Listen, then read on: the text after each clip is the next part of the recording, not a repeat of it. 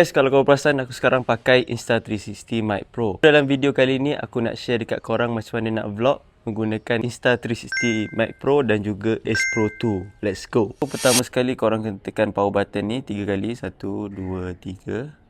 So dia akan start blinking. Korang pergi dekat S Pro 2 korang, search dia punya Bluetooth ni. Pergi Bluetooth headphone dan microphone ni. Search mic korang. Connect. So dah boleh connect.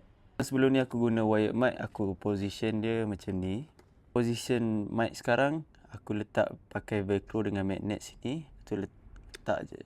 So dia melekat kat sini. So inilah dia onboard review. Kita test dulu macam mana. Bismillahirrahmanirrahim. Ni aku buka visor. Ini aku tutup visor. Best lagi satu kelebihan Bluetooth mic ni, boleh cabut je macam ni, still kau boleh bercakap lagi, kau dengar lagi suara aku. Kalau wired mic kau tak dapat dengar tau. Biasa. Dan kalau kau ada satu lagi mount macam ni, sekarang kau dah ada POV, aku bawa motor guys. Macam mana? So itu saja video kali ni. Kalau korang nak aku test apa lagi dengan mic ni, ataupun tunjuk apa lagi dengan mic ni, sila komen kat bawah. Bye. Assalamualaikum.